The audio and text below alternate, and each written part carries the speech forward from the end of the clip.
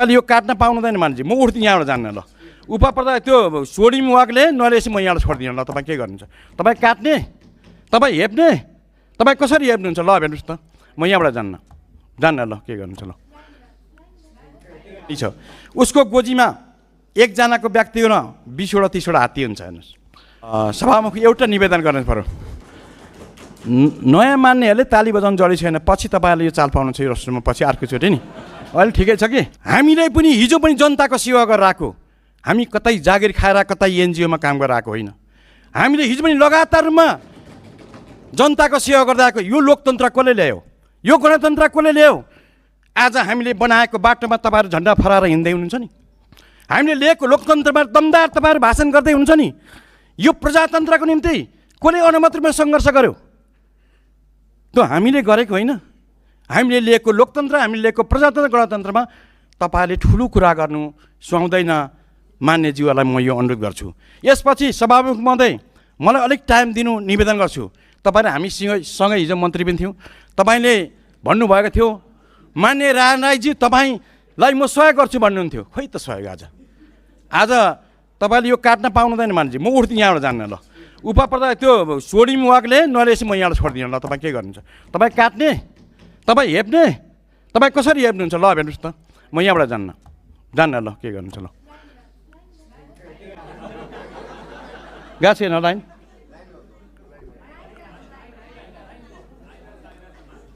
ल होइन काटेको। मान्य सदस्य बोल्नुहोस्।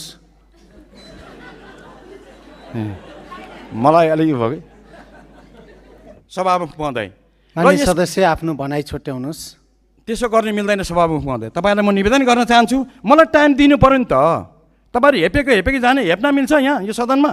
जनताले चुनेर आएको प्रतिनिधि हो म त। हेर्नुहोस् तपाईँहरू जस्तो एकचोटि होइन नि, म त 3 चोटि आमामा जनताले भारी मत दिएर जिताएको मान्छेले कसरी थोरै बोल्छ? थोरै बोल्न मिल्छ मिल्दैन? मलाई धनकुटाको जनताले भनिसके तिमीले धनकुटाको बारेमा राम्रो कुरा राख मलाई भनिसकेको बेलामा म थोरै कुरा कसरी राखौँ? मान्य सदस्य मैले 2 मिनेट बढी समय दिइसकेको छु। अब यसपछि म यो नीति र कार्यक्रम सम्बन्धी केही कुरा राखौँ कि भन्ने म कुरा राख्न चाहन्छु। म तपाईँलाई एउटा आइडिया दिउँ, मान्नुहुन्छ मैले भनेको? एउटा आइडिया तपाईँलाई के दिन्छु भने अब यो देशमा आर्थिक समृद्धि गर्ने, रोजगार गर्ने भने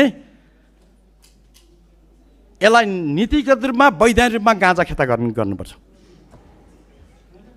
म तपाईँहरूलाई बताउन चाहन्छु, पहिला नेपालमा ठमेलमा झोसे भन्ने ठाउँमा गाँजा र खाना अमेरिकाबाट हिप्पीहरू धेरैजना मान्छे आउँथे। अनि 2008 सालमा कृषि मन्त्री सूर्यप्रसाद उपाध्यायले सबलाई गाँजा लाउनु अपिल पनि गरेको थियो। 2033 सालमा बन्द भएको छ। अब तपाईँ आर्थिक समृद्धि गर्ने भने यो नेपालको एकमात्र गाँजा खेती हो। यो गाँजा खेतीको बारेमा मान्छेलाई धेरै भ्रम छ। हामीले अपिल गर्नु पऱ्यो, हामीले भन्नु पऱ्यो। के भन्नु पऱ्यो भने यसबाट यो मेडिसिन छ नि, मेडिसिनमा चाहिँ हामी के अरे 49% चाहिँ यसमा लागु हुन्छ। यो गाँजा खेतीबाट तपाईँ कपडा पनि बुनिन्छ। त्यसको साथसाथै यो गाँजा खेतीबाट सेन्ट हुन्छ नि, अहिले हामीले लाउने सेन्ट पनि बन्न सक्छ, यसको तरकारी पनि हुन्छ, अचार पनि हुनसक्छ। योबाट चाहिँ मेडिसिन बन्न सक्छ र यसलाई हामीले विधिगत रूपमा वैधानिक दियौँ भने नेपालको आर्थिक समृद्धिको बाटो धेरै मान्छेले रोजगार पनि पाउने व्यवस्था गर्न सकिन्छ। यो बाटोको भने यो उपयुक्त हुन्छ। यसलाई अब यसचोटि विधिगत रूपमा तपाईँको कार्यक्रममा नीतिमा ल्याउनु भयो भने हामी सरलाई अगाडि बढ्न सक्छौँ। यसको उदाहरण म दिन चाहन्छु। आज धनकुटा जिल्लामा मान्य सदस्य आफ्नो भनाइ छुट्याउनुहोस्। धनकुटा जिल्लामा सबैजना मान्छेको जनताको इन्कम बढेको छ, सबैजना मान्छे धनी छ। उसको गोजीमा एकजनाको व्यक्ति हो न 20वटा 30वटा हात्ती हुन्छ। हेर्नुहोस् तपाईँहरूलाई के भन्न चाहन्छु भने अब यति भनिराख्दाखेरि अब 5 मिनट समय दिउँ त सभामुखमा के हुन्छ? केही हुन्न। मान्य सदस्य, मैले मान्य सदस्यले भनेपछि पनि 1 मिनेट समय दिइसकेँ। मान्य सदस्यले भर्खरै रोस्टमबाट भने जस्तै धनकुटाको जनताले यहाँलाई नीति नियम सङ्गत गर्नु भने अनुसार मैले सभामुखले दिएको समयभन्दा पनि 6 मिनेट बढी दिइसकेको हुनाले यहाँको समय सकिएको छ। मान्य सदस्य, अब सभामुख एउटा निवेदन गर्नु पर्यो, नयाँ मान्नेहरूले ताली बजाउनु जडी छैन। पछि तपाईँहरूले यो चाल पाउनुहुन्छ यो रेस्टुरेन्टमा, पछि अर्कोचोटि नि।